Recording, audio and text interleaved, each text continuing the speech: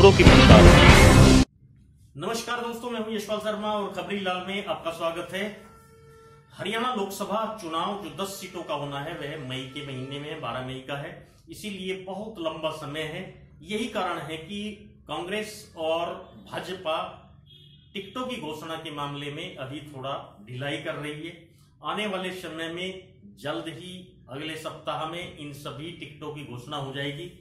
देखने वाली बात यह है कि हरियाणा का मिजाज क्या है। जैसा कि आप जानते हैं, हरियाणा प्रदेश बहुत छोटा प्रदेश है लेकिन एक समृद्ध प्रदेश है और इसकी राजनीति हमेशा पूरे देश में चर्चा का विषय बनी रहती है। जैसा कि आप जानते हैं, पिछले 6 महीने पीछे आप जाओगे तो इंडियन नेशनल लोकदल यानी इनेलो जो एक तरह से सत्ता पर काबिज होने वाली दिख रही थी, वो इस तरह के बंटवारे में फंसे कि एक तरह से जीरो हो गई। इसके अलावा उनकी जो दुष्यंत चौटाला ने पार्टी बनाई जेजेपी, उसमें ही एक तरह से 80%, 75 to 80% इनेलो कन्वर्ट हो गई है। कुछ और मिलाए तो बहुत अच्छे तरीके से जेजेपी इस चुनाव में वापसी करने जा रही है। मेरा जहां तक अनुमान है कि जेजेपी इस चुनाव में जरूर 10 की 10 सीटों पर अपने प्रत्याशी उतारेगी और कुछ सीटों पर वो जरूर जीतेगी। उसकी जेजेपी की जीत जो होगी वो सिरसा, हिसार, भिवानी, इन 3-4 सीटों पर उसका अच्छा दबदबा रहेगा। चुनाव में वो अच्छे समीकरण लेकर आएंगे। लेकिन सबसे बड़ी बात यह है कि जेजेपी के लिए यह चुनाव सिर्फ एक आईना देखने वाला होगा। अगर लोकसभा चुनाव में उनकी 90 विधानसभाओं में किस विधानसभा पर कितने वोट उनको मिलते हैं, ये एक उनके लिए राहत भरा होगा अगर वो 25 से 30 सीटों पर अच्छे वोट ले लेते हैं। क्योंकि चुनाव लोकसभा का अलग तरह का होता है और विधानसभा का अलग तरह का होता है, तो हो सकता है लोकसभा में अपने प्रदर्शन के अकॉर्डिंग फिर वो बहुत अच्छे फैसले ले और उनके साथ जुड़ने वालों की संख्या बढ़े।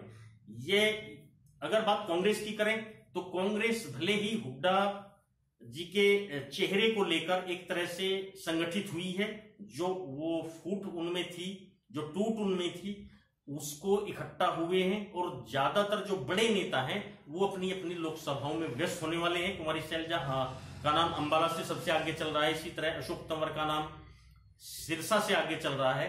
सबसे बड़ी बात यह है कि कांग्रेस में और भाजपा में जो आपसी आदान प्रदान एक तरह से टूट फूट चल रही है। भारतीय जनता पार्टी के पास 10 चेहरे नहीं है तो वो कांग्रेस से जोड़ तोड़ कर रहे हैं। कांग्रेस के नेताओं को लोक लुभावनी लालच देकर इस तरह के अपनी पार्टी में ले रहे हैं। उससे लगता है कि आने वाले समय में हरियाणा की राजनीति में कुछ बड़े चेहरे भी इधर उधर होने जा रहे हैं। और सबसे बड़ी बात यह है कि टिकट वितरण के बाद में जेजेपी में जाने वालों की संख्या पर भी सबकी नजर बनी हुई है, क्योंकि बड़े नेता जिनको टिकट नहीं मिलेगा वो सब कहीं ना कहीं दुष्यंत चौटाला के संपर्क में है। तो ऐसी स्थिति में अभी हम कोई भी समीकरण बनाएं, हार जीत की बात कराएं तो थोड़ी जल्दी जरूर होगी। लेकिन जहां तक पहले अगर हम प्रथम दृष्टा समीकरणों की बात करें तो भारतीय जनता पार्टी अभी भी नंबर 1 पर रहने की उम्मीद है। इसके अलावा कांग्रेस और जेजेपी एक ऐसी पार्टी होगी जो कहीं ना कहीं एक तरह से बड़ा उलटफेर कर सकती है, क्योंकि 5 साल से हिसार से सांसद है दुष्यंत चौटाला।